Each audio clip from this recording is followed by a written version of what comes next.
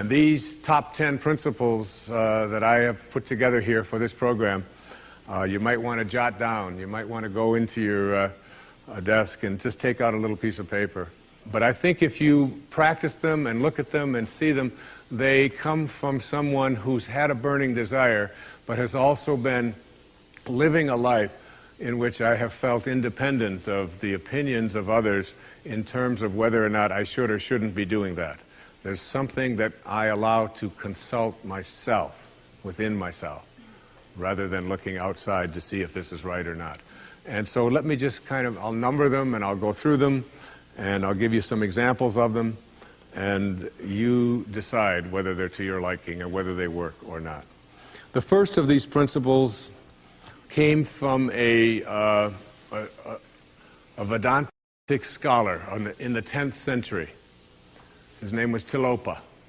It's not exactly bestseller books, but it's the kind of thing that really excites me, because I think of going back 1,000 years or 2,000 years and reading what some of the greatest minds had to say and how open they were to the potentiality that each and every one of us have for greatness. And this first principle says, as Tilopa put it, have a mind that is open to everything and attached to nothing. One of the central principles of my life is that no one knows enough to be a pessimist about anything. And that each and every one of us, when we close our mind to what is possible for us or what is possible for humanity, closes off the genius that resides and lives in each and every one of us. Having an open mind doesn't necessarily mean finding fault with all of the things that you've been taught by others. It means opening yourself up to the potentiality and the possibility that anything and everything is possible. So having a mind that is open to everything and attached to nothing really means finding within ourselves the ability to get rid of a trait that I find so common in the contemporary world. Do you know that most people that I meet spend their lives looking for occasions to be offended? They actually are out there hoping that they can find some reason to be offended. And there's no shortage of reasons. They're out there everywhere. The way this person dressed, what this person said, they turn on their TV, they hear the news, they're offended by this, someone used language that they didn't like, someone doesn't share the same customs that you, and people all day long. In fact, if you keep track tomorrow, you will find probably 100 reasons that you can go around being offended. But a mind that is open to everything and attached to nothing is a mind that says, I'm never looking for anything to be offended by. And that whatever anybody else out there has to say, my response to that is, that's an interesting point of view. I've never considered that before. I remember being interviewed for a morning television show, and the woman that was interviewing me said, how does it feel to be talking to audiences where people have all of these strange beliefs, these weird things that they come to? And it intrigues me, because one of the things that Emerson said is, in one of his very first essays, he says, the first thing we have to say respecting what are called new views here in New England, where we are right now, is that they are not new, but the very oldest of thoughts cast into the mold of these new times. And that was in 1842. He was speaking about that. And this woman asked me the question. She said, doesn't it offend you that there's people out there and they're talking about people using crystals to heal somebody? And I remember my response. My response was that if I've got hemorrhoids and somebody out there is convincing me that crystals are going to heal them, I'm ordering crystal chairs. Why not? I mean, all you have to do is understand something called a placebo. And what is a placebo? It's nothing more than a convincing belief. If I hand you this pill and say this pill is going to cure your arthritis, and you take it and the pill is just a sugar pill, but your arthritis disappears, I'm into buying those placebos. Where can I get some of those placebos? And it's true of everything. And it's when you think about all the things that we enjoy and what our life is like, it took people who had a mind that wasn't closed to allow us to make the progress that we've made. Progress is impossible if you always do things the way you've always done things. But the other word in this, what Talopa said, is be attached nowhere. Be attached nowhere. Attachment really means I am deluding myself into a belief that if I can't have or if I can't do this or that thing, then somehow I am going to become immobilized. So an open mind that is detached. In my most recent book, in A Spiritual Solution to Every Problem, I have an observation. And it's an observation from Anthony DeMello, a man I respect enormously, a priest, who, in The Way to Love, puts it this way. Here's a great test for your relationships, especially the relationships that you're in with those whom you love, not your children, but your spouses and your lovers and so on. Try this test on for size. 1, I am not really attached to you at all.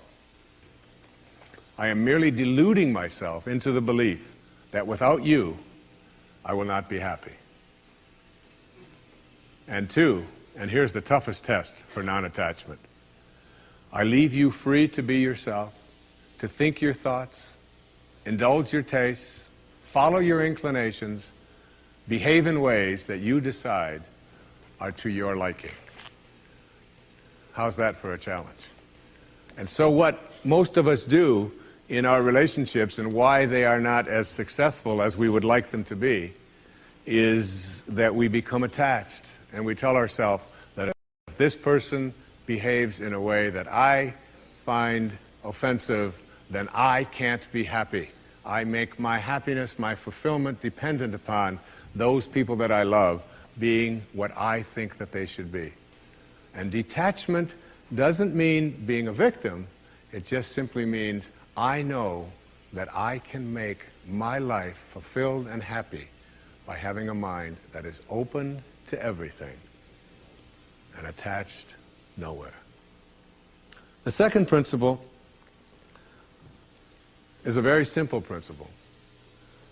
It says you can't give away what you don't have. Now it sounds ridiculous, okay? But it's more than what meets the ear as you hear this. You can't give away what you don't have. People who are not good at giving away love can't give away love because they don't have it to give away. If I want to give you a dozen oranges, I can't give you those dozen oranges unless I go out and pick up 12 oranges someplace. Otherwise, all it is just empty rhetoric. And the same thing is true of virtually everything in your life. You can't give away love for others if you don't have love in here to give away. If what you have in here is contempt, if what you have in here is anger, if what you have in here is fear, then these are the things you're going to be giving away in your life.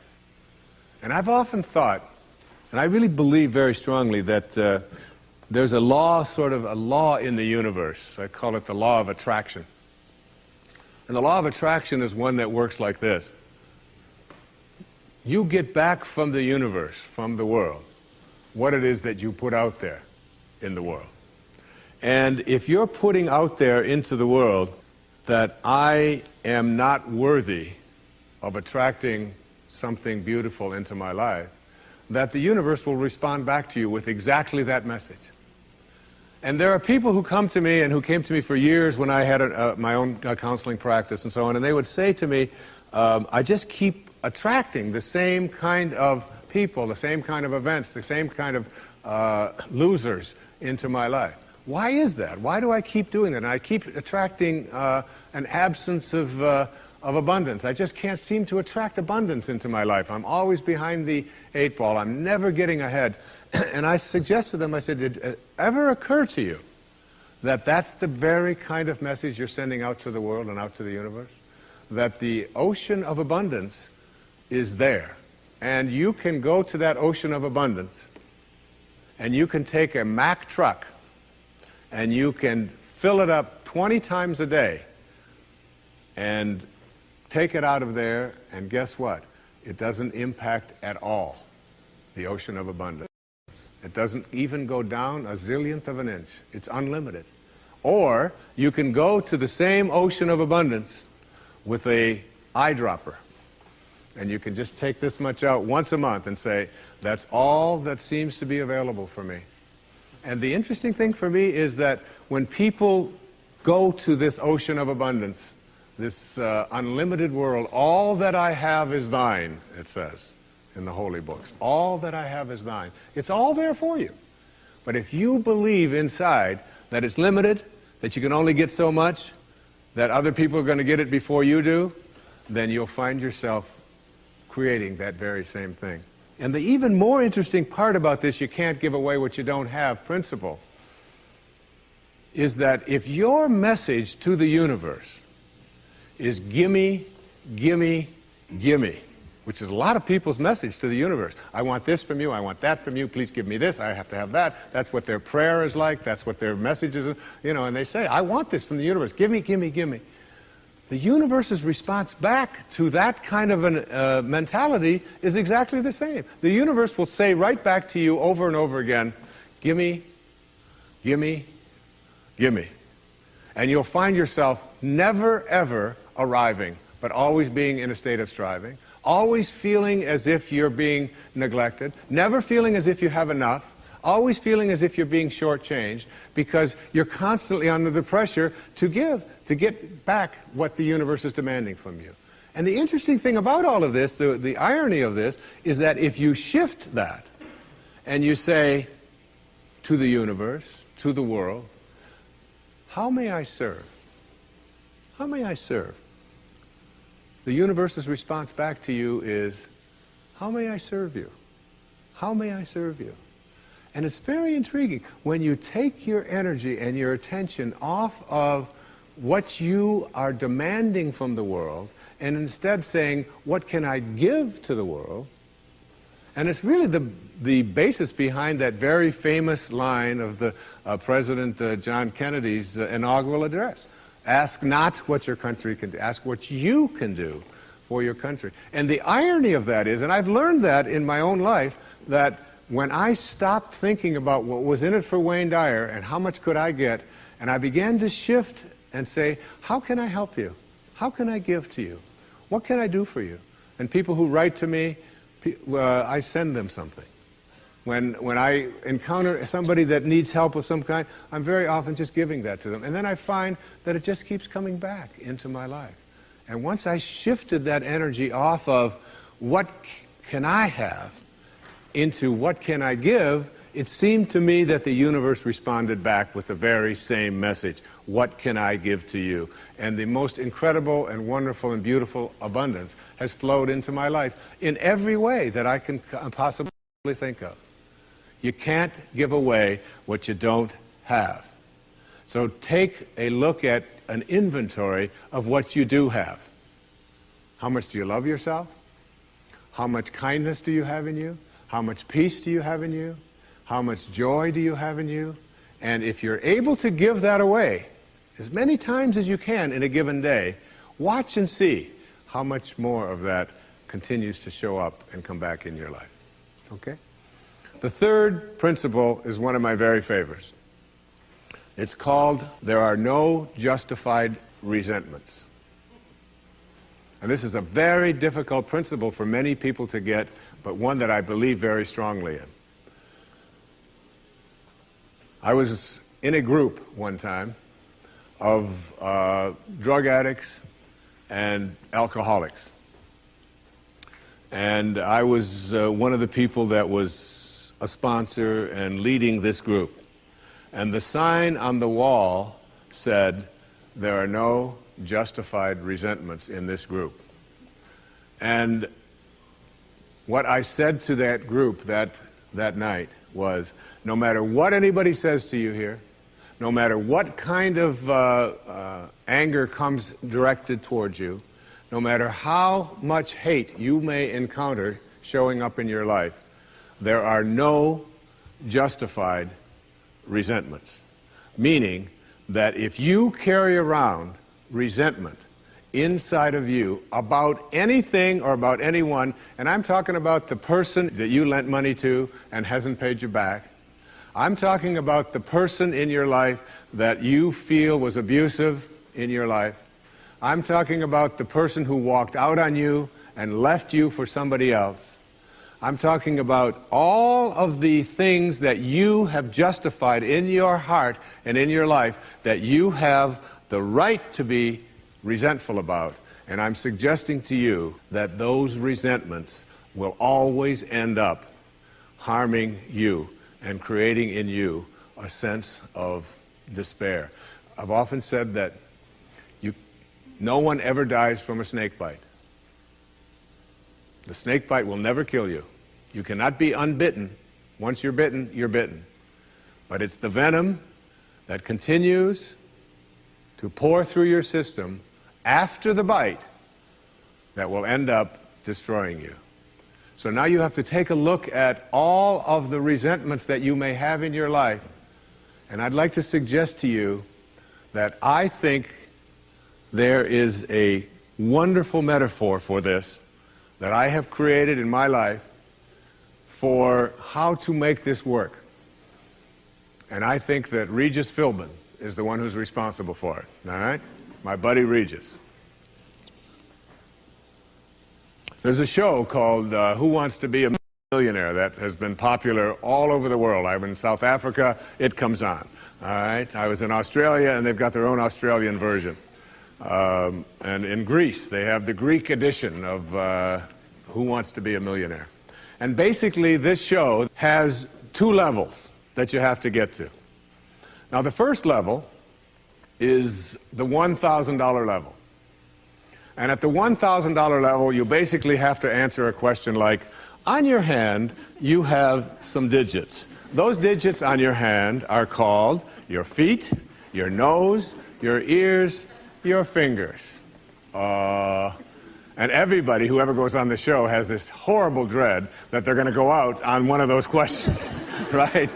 So basically, in order to get to the $1,000 level, all you have to do is answer 5 pretty simple questions in order to get to the $1,000 level. Now, on this program, the $1,000 level for you in this metaphor means that you will leave with something if you get this.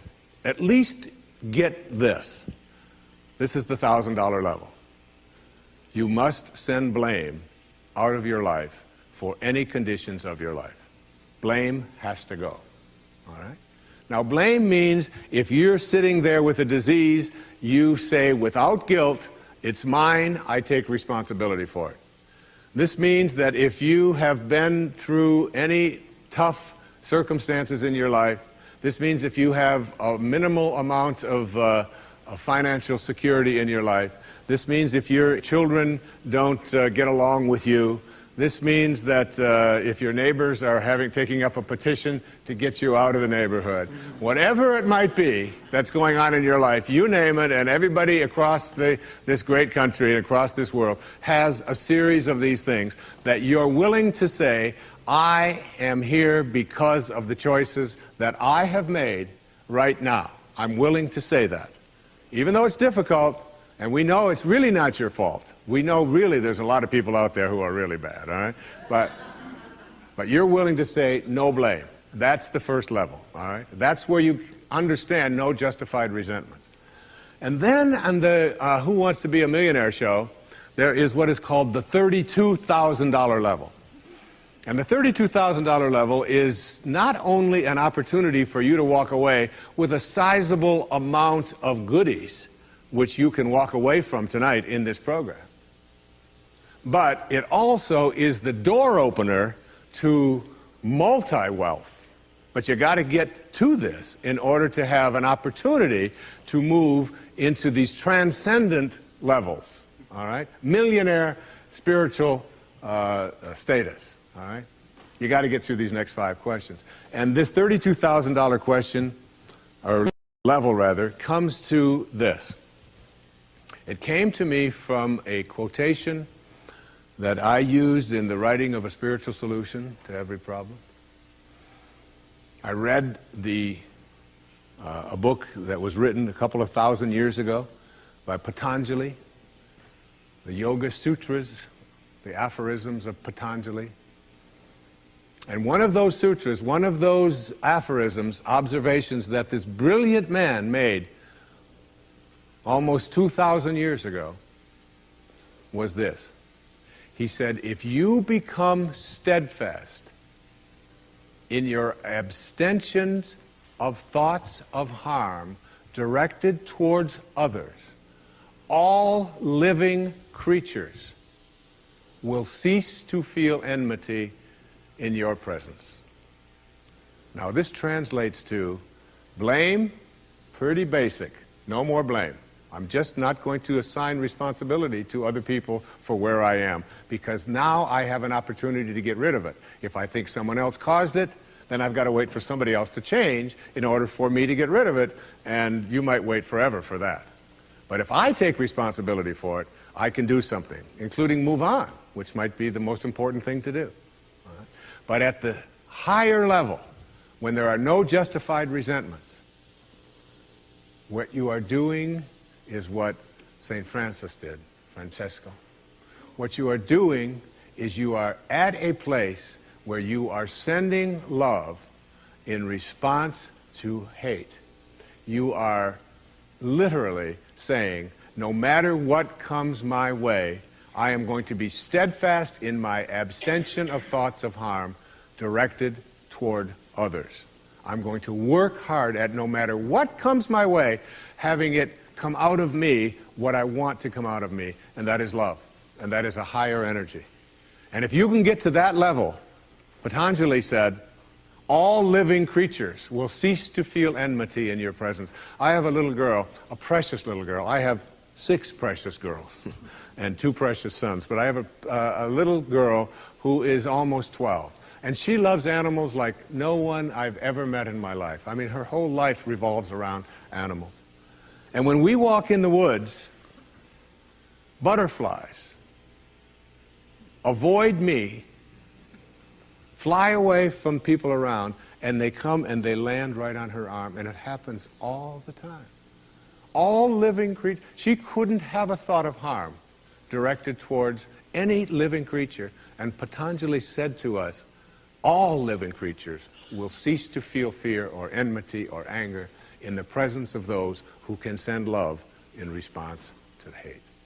That's what I mean when I say there are no justified resentments. What I'd like to do, I'd like to share a little story here with you. It's a very tender story. It was sent to me by someone who sends me beautiful things in the mail. And I call it the Teddy story. And I'd like to read this to you, if I can do it without tearing up. And this story illustrates this as well as anything I've ever seen. There's a story many years ago of an elementary school teacher. Her name was Mrs. Thompson. As she stood in front of her 5th grade class on the very first day of school, she told the children a lie. Like most teachers, she looked at her students and said that she loved them all the same. But that was impossible, because there in the front row, slumped in his seat, was a little boy named Teddy Stoddard. Mrs. Thompson had watched Teddy the year before and noticed that he didn't play well with the other children, that his clothes were messy, and that he constantly needed a bath. Teddy could be unpleasant. It got to the point where Mrs. Thompson would actually take delight in marking his papers with a broad red pen and making bold X's and then putting a big F at the top of his papers.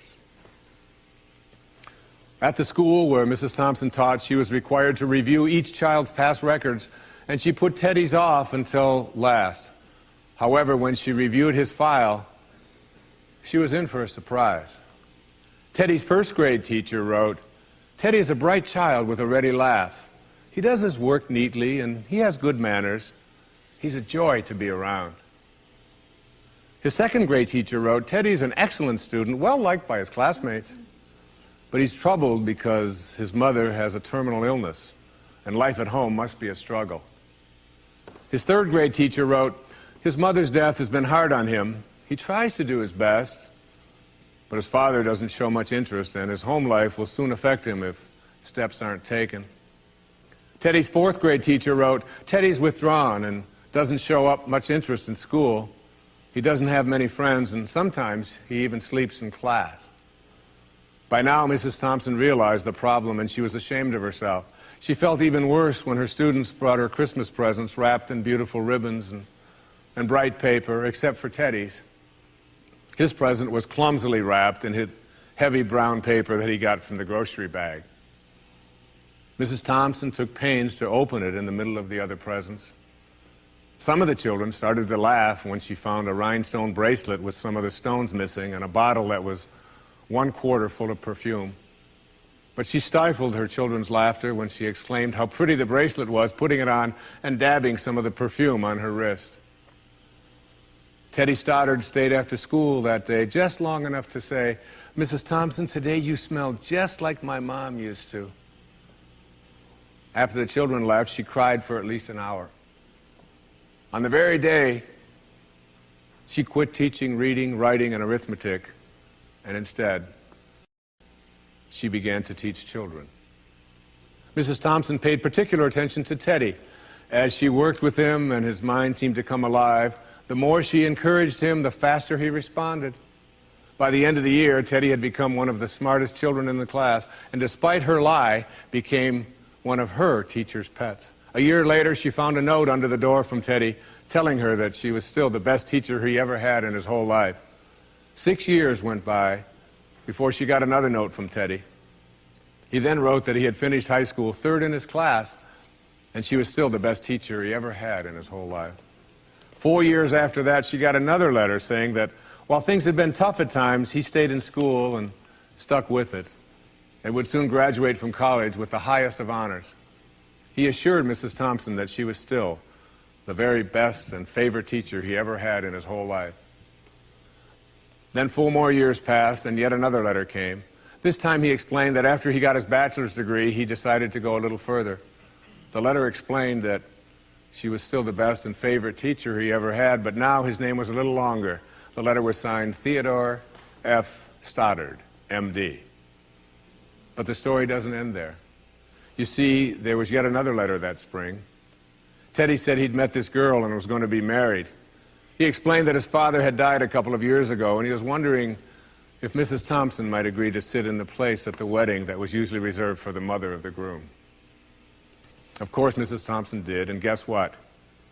She wore that bracelet, the one with the several rhinestones missing. And she made sure she was wearing the perfume that Teddy remembered his mother wearing on their last Christmas together. They hugged each other, and Dr. Stoddard whispered in Mrs. Thompson's ear, "Thank you so much for making me feel important and showing me that I could make a difference." Mrs. Thompson came with tears in her eyes and whispered back, "Teddy, you have it all wrong. You were the one who taught me that I could make a difference. I didn't know how to teach until I met you." Isn't that a beautiful story? Yeah.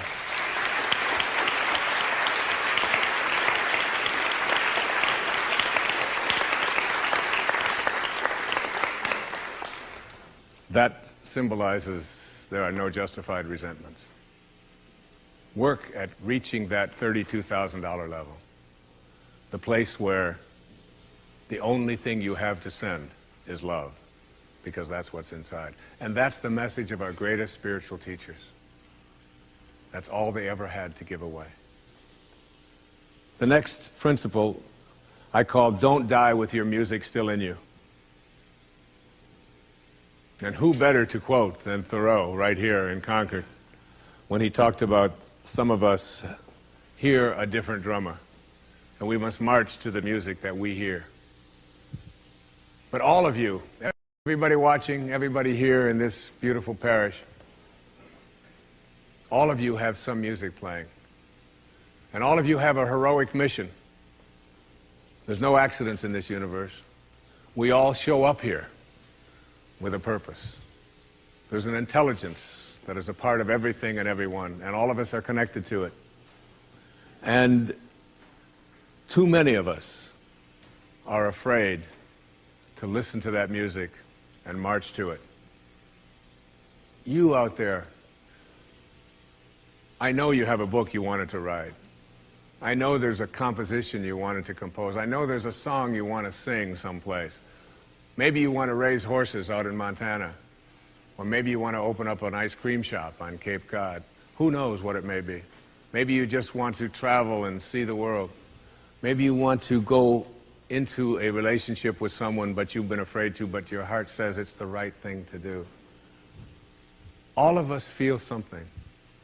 And in Leo Tolstoy's famous novel, The Death of Ivan Ilyich, he asks this question that would be terrifying to me.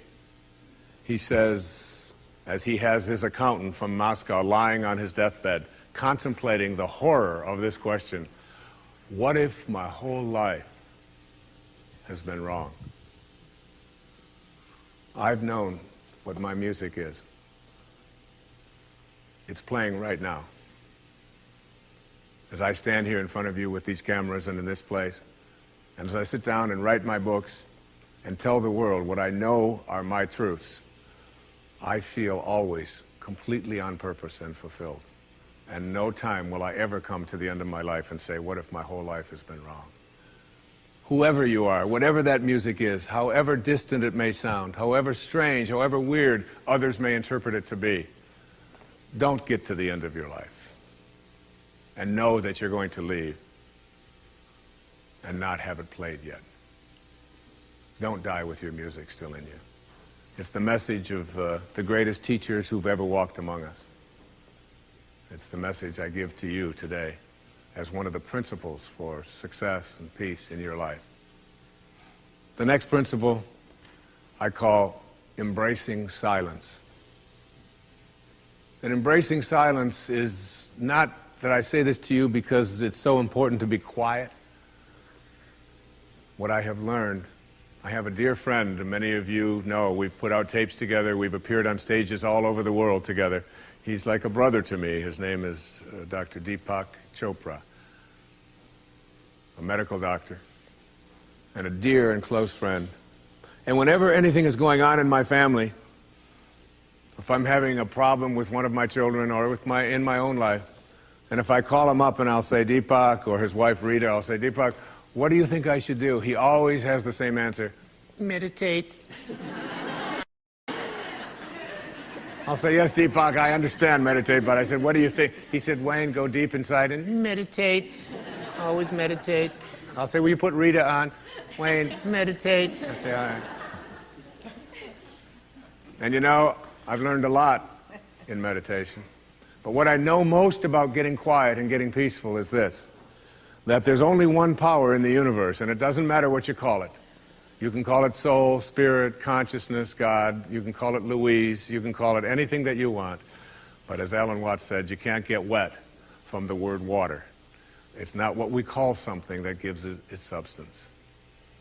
And this one power, this one force that flows through everything and allows everything to be, is indivisible. You can't cut it in half. You can't divide it. It's one. It's knowing the one. And everything in your life is almost always given a division. Male, female, young, old, tall, short, black, white, good, bad, up, down.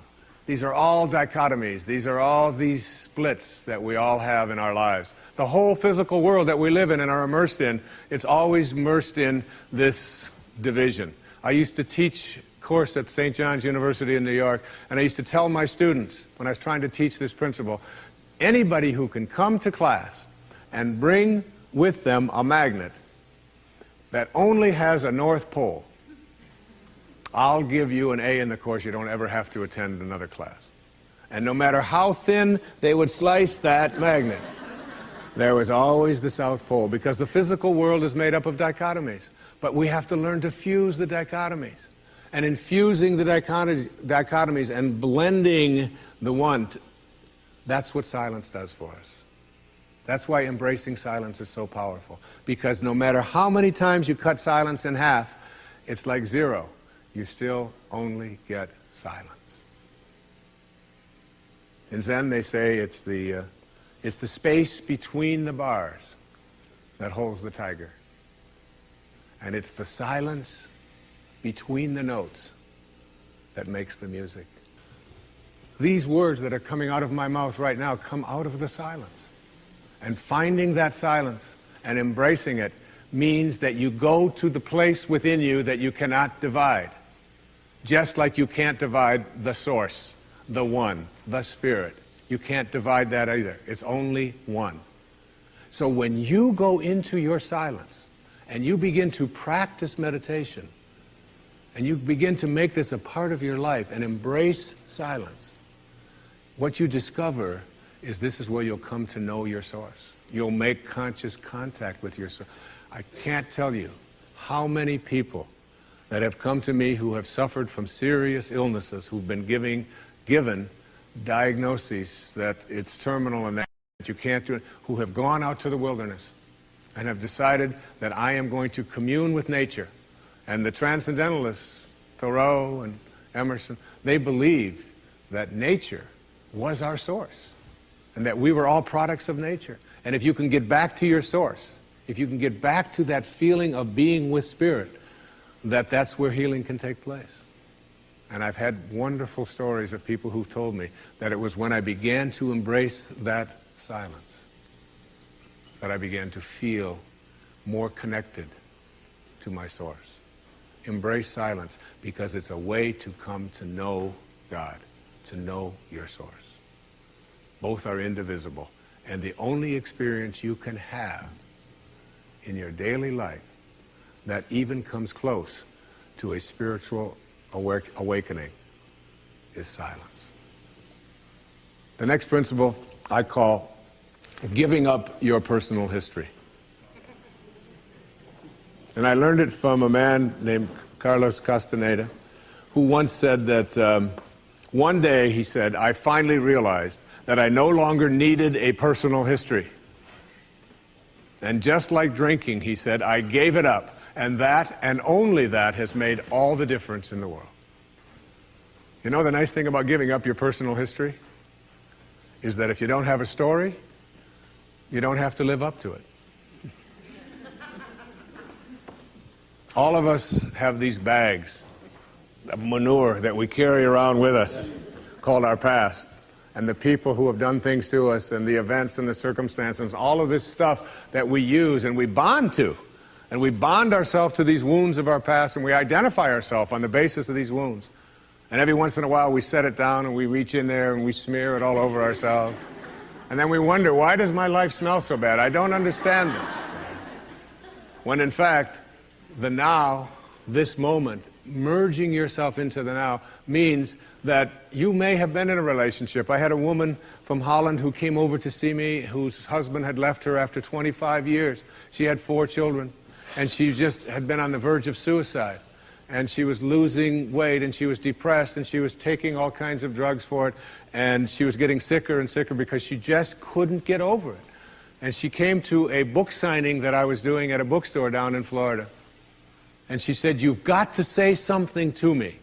You've got to say something to me that will help me to get over this. And I told her this line. I said, give up your personal history. Merge yourself here, now, into this moment. And those 25 years are something, if you want to understand how to do it, think of your past as, oh, this hat. And this is your past. Now, you can't just set this thing down over here and walk away from it and give up your personal history, because you'll always have it there to look back at. What you do is you pick up your past and you embrace it.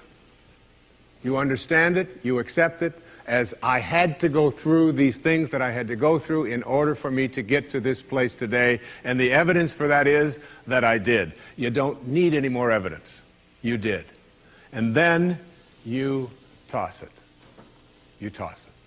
You embrace it, and you toss it.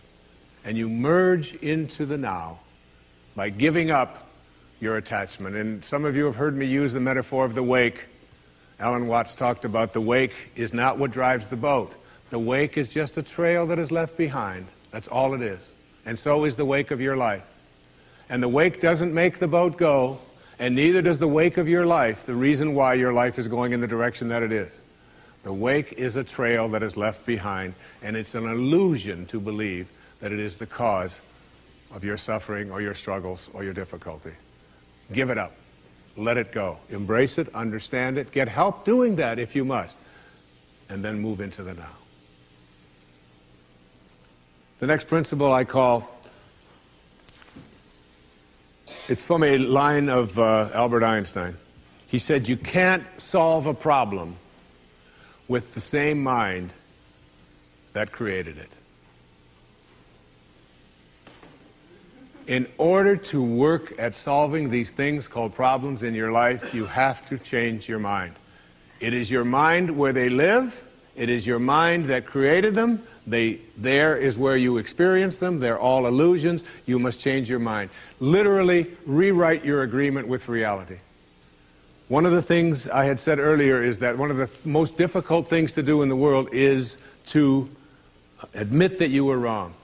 Admitting that you were wrong is nothing more than saying, I have been making choices with my mind that have created things in my life that are not working.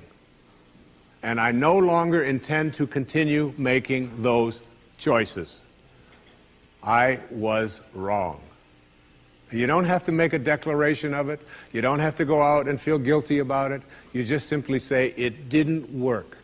The relationship that I was in before, I behaved in these ways. I didn't realize that it wasn't working for me. Now I do, and this is where I choose to be now.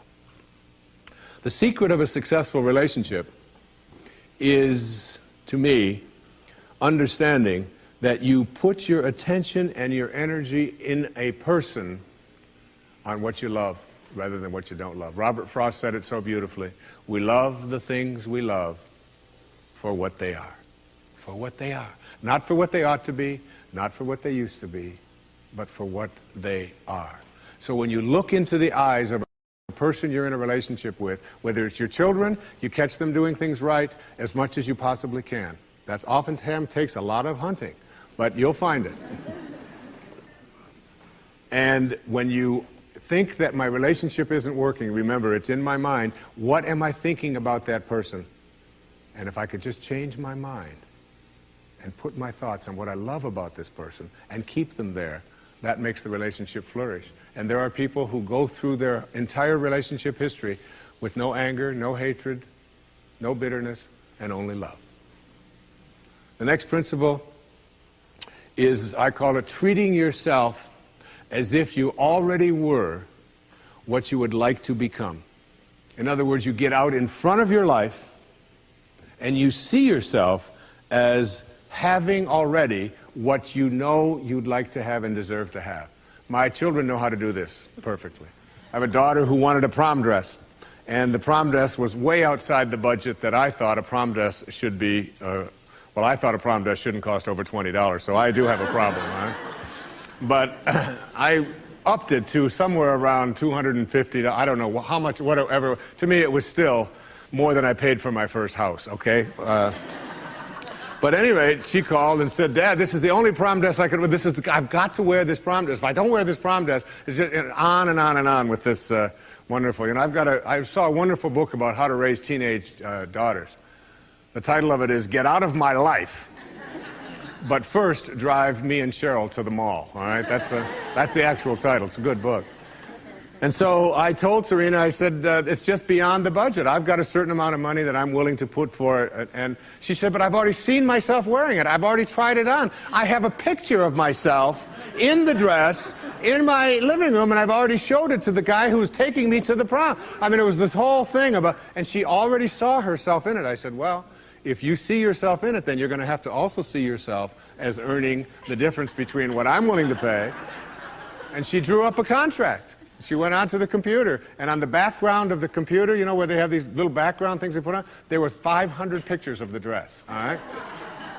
And she signed a contract and said, I'll babysit, I'll do this, I'll do that, and I will pay the difference. And she did, and she wore the dress, because she understood that you treat yourself as if you already are what you'd like to become. There's a genius in you. You have to treat yourself as if you already were that genius. There's something you're completely capable of. See yourself as already there. Then you'll act upon those thoughts, because the ancestor to every action, said Emerson, is a thought. The next principle is called treasuring your divinity. Treasuring your divinity. There's a wonderful observation that I saw from Emerson in Self-Reliance.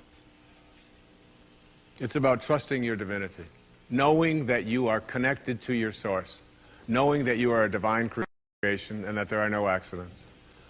He said, a man should learn to detect and watch that gleam of light which flashes across his mind from within, more than the luster of the firmament of bards and sages.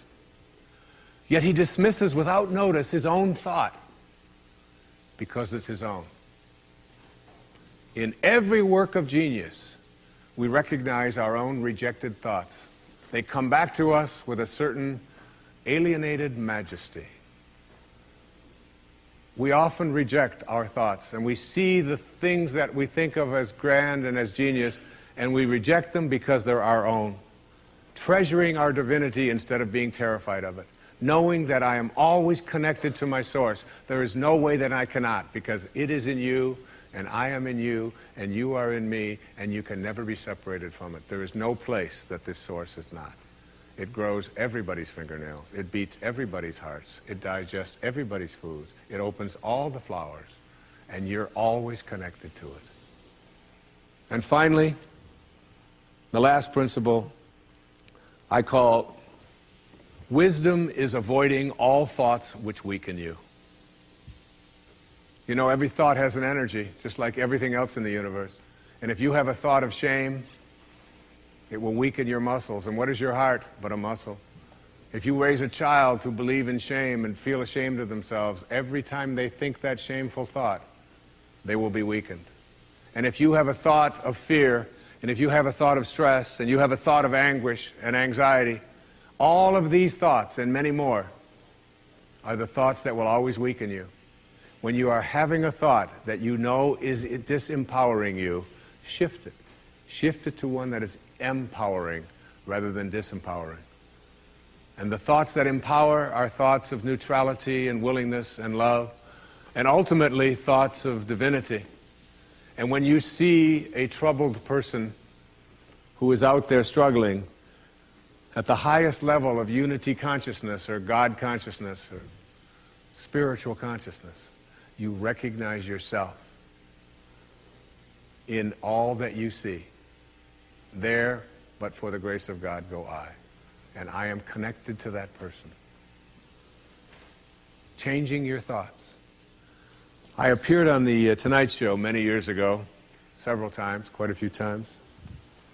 And I remember coming home from the Tonight Show, and I was walking along the beach, and they had taped the show the night before, and I was out for a walk, and a woman who lived in the Northeast stopped me, and she said, "Didn't I see you last night on the, how could you be here?" I said, "Well, I flew the red-eye, and I was walking along." And she said, "You know, we're moving down here." She said, "What are the people like here? What's it like?" And I said to her, I said, "Well, what are they like where you live?" She said, "Well," she said, I live in a very big city." And she said, "They're very pushy. And people are not very kind. And they don't have time for you." And she said, "It's really not very pleasant." She said, "That's one of the reasons I'm leaving there." I said, well, that's pretty much what you're going to find here. That's basically what the people are like here.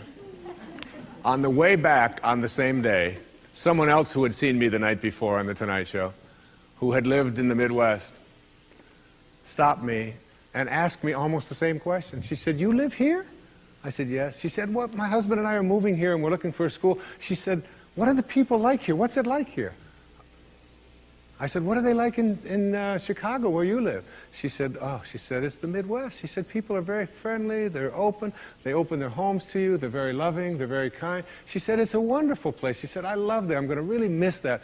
I said, that's pretty much what you're going to find here.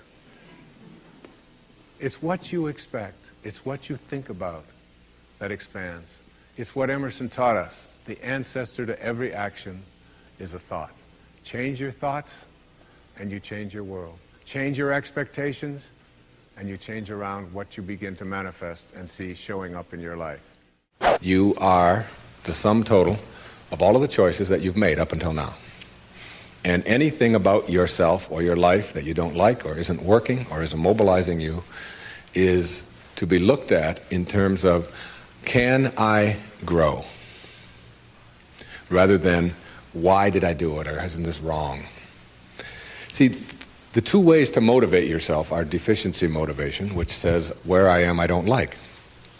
I don't like what I've done. I don't like the fact that I can't do this well or I can't do that well. So I will list these things in my own repertoire, and then I will be constantly trying to repair those deficiencies, always assuming that I'm deficient, that there's something wrong with me, and I'm trying to fix it. And when you do that, you spend your whole life doing that. And you never arrive, because your life becomes a series of trying to get someplace else.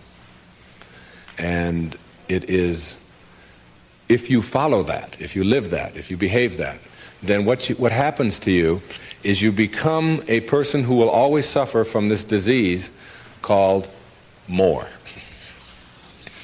You always have to have more. Because whenever you are getting where you want to go, let's say you want $100,000 in the bank, and you work, and you struggle, and you deny yourself, and you do all of those things, and you finally you get there, and here you are, you got $100,000 in the bank. All of this stuff over here is, of course, your life, and that is all you know. That's what you know how to, that's how you are. That is your being, that is your way of being. So that when you do get here, what you will do is say, this is not enough. A no-limit person is never operating from deficiency or from lack in their life. They're never saying, I don't have enough.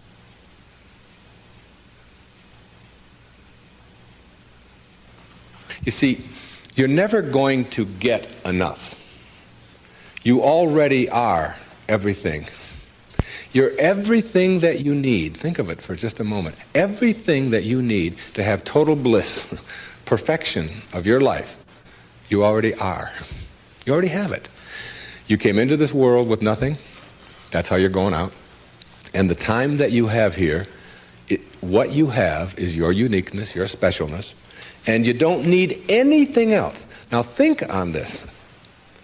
If you don't know how to appreciate what you have and where you are in your life, you don't need anything else. Because if you do get something else, you won't know how to appreciate that either. You'll just want more. Or you'll want it to be different. Or you'll want it to be the way it used to be. Or you'll want someone else to be the way you think they should be. Successful people or no-limit people or self-actualizing people or inner-directed people, whatever labels that have been put on them by great thinkers and philosophers and therapists and people that have looked at human beings, these kinds of people are people who always have enough. There are some people, if you invite them over and you say, I'd like you to come over tonight, and I'd like you to stay over if you can, instead of having to drive back. And they'll say, well, can you stay? And I say, well, I don't know if I can stay or not. Well, you could sleep on the cot. Oh, no, I could never sleep on the cot. I can't sleep on cots. I got a sciatica, don't you know that I have back pain and cots? No, that's out of the question. I couldn't sleep on a cot. And what about breakfast? Well, we don't have any food, but we have some old grapefruit that are in the refrigerator. They have a few spots on them. Oh, no, I could never eat grapefruit. And spots? No, thanks. I can't eat grapefruit spots. I just couldn't do that, you know. And these are people who never have enough. They are not able to be flexible and to change. And there are other people, if you say, would you like to sleep over? We got a place in the sewer. Hey, that'd be great. I can handle that. No problem. I've slept there before. It's all right. And all we have is grapefruit. Oh, I love grapefruit. Well, there's got spots on them. Oh, I really like grapefruit spots. Those are terrific. I'll go for those.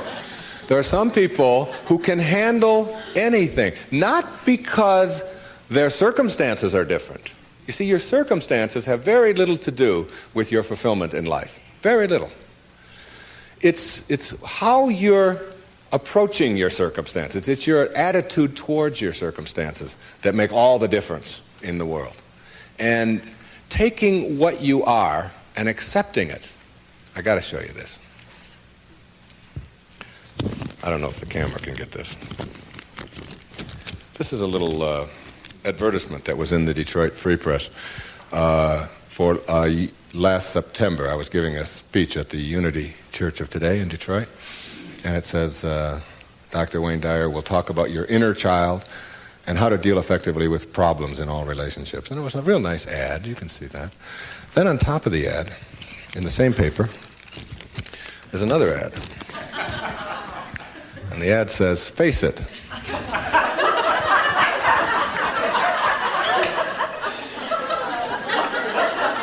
Right on top of my ad, there's no hiding from hair loss. And they got a picture of a guy with a box over his head. And they have a before and after guy there. And the after guy looks like he's just found fulfillment. And it says, you can't run and you can't hide. Hair loss is a problem, and unless you take action, it will continue.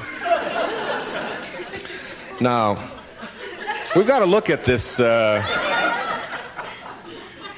in terms of what I can do with this and how I can handle this. See, my daughter helped me with being bald a long time ago. She said, Dad, you're not really bald. Don't think of yourself that way. She said, you're just about this much taller than your hair. That's all. Just sort of a nice way to look at it, too. I just sort of outgrew my hair. I sort of transcended my hair, if you will. All right? No limit people are human beings who take what they are and accept it. And don't tell themselves that somehow they're deficient because of anything about themselves.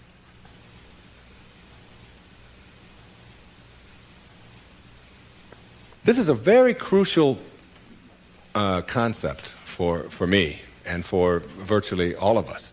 It's this idea of taking your life in your own hands and being the kind of person that you choose to be, and understanding that everything that comes your way is an opportunity, is a blessing. And it wasn't until I learned how to celebrate virtually everything that came my way that I was able to transcend it. You see, everything that was given to us by God, whatever that is perfect. No one can deny the mountains are perfect and the rivers are perfect and the birds are perfect and the hippopotamuses are perfect and so on. This is just what was given to us.